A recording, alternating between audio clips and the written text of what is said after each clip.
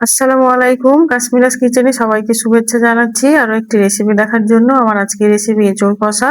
চলুন তাহলে ঝটপট রেসিপিটা শুরু করে ফেলি। এই যে এঁচোড়টাকে দেখুন ভালো করে কেটে পরিষ্কার করে ধুয়ে নিয়েছি। এঁচোড় কাটা খুবই কষ্টকর। এঁচোড় কাটার সময় অবশ্যই হাতে সরষের তেল লাগিয়ে কেটে নেবেন। এবার আমি গ্যাসের ওভেনটা অন করে একটা কড়াই বসিয়ে দিয়েছি, দিয়ে ওর মধ্যে এঁচোড়টা দিয়ে দিলাম। এঁচোড়টা হালকা আমি সেদ্ধ করে নেবো। এঁচোড়টা সেদ্ধ করে নিলে খুব ভালো হয়, রান্না খেতে খুব মজা হয়। দেখুন এঁচোড়টা পুরো সেদ্ধ হয়ে গিয়েছে। 1 টেবিল চামচ লবণ ও 1 টেবিল চামচ হলুদ দিয়ে আমি এঁচোড়টাকে সেদ্ধ করে নিয়েছি। এবার চলুন রান্নাটা বসিয়ে দিই। ওই ওভেনের মধ্যেই একটা কড়াই বসিয়ে দিয়েছি, দিয়ে দিচ্ছি 2 টেবিল চামচ সরিষার তেল। তেলটা দিয়ে 1 টেবিল চামচ লবণ দিয়ে দিলাম। এবার এর মধ্যে দিয়ে দেবো আগে থেকে কেটে রাখা আলু। এঁচোড়ের মধ্যে আলু দিলে এঁচোড় রান্নাটা কিন্তু খুবই ভালো লাগে। আলুটাকে আমি তেলের সঙ্গে খুব ভালোভাবে ভেজে নেবো। এবার আলুর মধ্যে দিয়ে দিচ্ছি 1/2 টেবিল চামচ হলুদ গুঁড়ো। হলুদ গুঁড়োটা আলুর সঙ্গে মিশিয়ে নিয়ে খুব ভালোভাবে একদম লাল লাল করে ভেজে নেবো।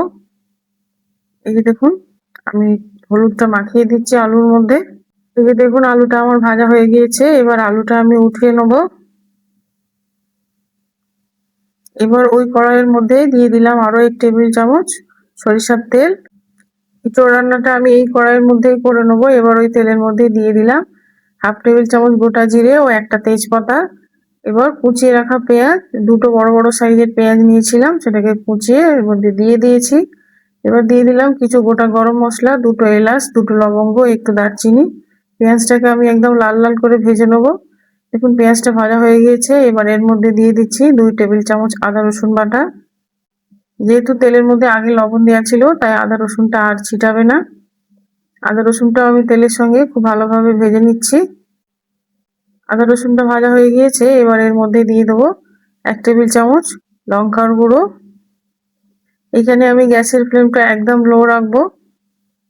লঙ্কার গুঁড়োটাও সব মশলার সঙ্গে খুব ভালোভাবে মিশিয়ে নিচ্ছি। এবার এর মধ্যে দিয়ে দেবো 1 টেবিল চামচ হলুদ গুঁড়ো। হলুদ গুঁড়োটা আমি খুব ভালোভাবে মিশিয়ে নেবো। এবার এর মধ্যে দিয়ে দেবো আগে থেকে সেদ্ধ করে রাখা এঁচোড়। এঁচোড়টা যেহেতু খুব বড় বড় লাগছিল তাই আমি সেদ্ধ করার পরে এটাকে কেটে নিয়েছি একটু ছোট ছোট করে। সবগুলো মশলার সঙ্গে খুব ভালোভাবে মিশিয়ে নিচ্ছি। যেহেতু মশলাটা একদমই শুকনো লাগছিল তাই একটু পানি দিয়ে খুব ভালোভাবে কষিয়ে নেবো। এবার এর মধ্যে দিয়ে দেবো ভেজে রাখা আলু। 1 টেবিল চামচ লবণ দিয়ে দিলাম। লবণ দিয়ে সবকিছু খুব ভালোভাবে মিশিয়ে নেবো। মশলার সঙ্গে আলু আর এঁচোড়টাকে একটু ভালো করে কষিয়ে কিছুক্ষণের জন্য আমি ঢাকনা দিয়ে ঢেকে দেবো। ঢাকনা খুলে দেখুন এঁচোড়টা আমার কষানো হয়ে গিয়েছে। এবার এঁচোড়ের মধ্যে দিয়ে দেবো জিরে গুঁড়ো আর ধনিয়ার গুঁড়ো।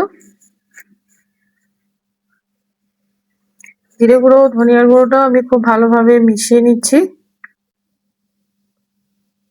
দেখুন কত সুন্দর লাগছে, দেখে মনেই হচ্ছে না যে এটা এঁচোড় রান্না। আরো একটু পানি দিয়ে আমি এঁচোড়টাকে খুব ভালোভাবে কষিয়ে নেবো। রান্নাটা যত কষানো হবে কিন্তু খেতে ততই মজার হবে। কষানো হয়ে গিয়েছে।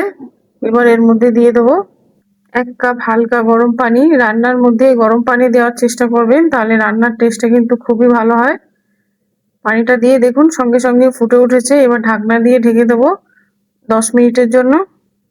ঢাকনা খুলে দেখুন আমার এঁচোড়টা প্রায় রান্না হয়ে গিয়েছে। এবার খুব ভালোভাবে মিশিয়ে নিচ্ছি। দেখুন আমার এঁচোড়টা সেদ্ধ হয়ে গিয়েছে। এবার এর মধ্যে দিয়ে দেবো আগে থেকে ফেটিয়ে রাখা 1 কাপ টক দই। টক দইটা দিয়ে আমি খুব ভালোভাবে মিশিয়ে নিচ্ছি। টক দইটা দিলে কিন্তু এঁচোড়টা খেতে খুবই ভালো লাগবে। পুরোপুরি আলু আর এঁচোড় সেদ্ধ হয়ে যাওয়ার পরে আমি টক দইটা দিয়েছি, কারণ আগে টক দইটা দিয়ে দিলে তাহলে আলু আর এঁচোড়টা সেদ্ধ হবে না। দেখুন এঁচোড়টা কত সুন্দর লাগছে। এবার টক দইয়ের সঙ্গে বেশ কিছুক্ষণ ফুটিয়ে নিচ্ছি। এবার রান্নাটা হয়ে এসছে। এবার এর মধ্যে দিয়ে দিলাম 1/2 টেবিল চামচ গরম মশলা, 1 টেবিল চামচ ঘি দিলে ভালো হতো কিন্তু আমি ঘিটা দিতে ভুলে গিয়েছি। আপনারা অবশ্যই 1 টেবিল চামচ ঘি দিয়ে দেবেন। এঁচোড় রান্নাটা হয়ে গিয়েছে, এবার আমি গ্যাসের ওভেনটা অফ করে ঢাকনা দিয়ে ঢেকে দেবো। এই যে দেখুন এঁচোড় রান্নাটা দেখতে কত সুন্দর লাগছে।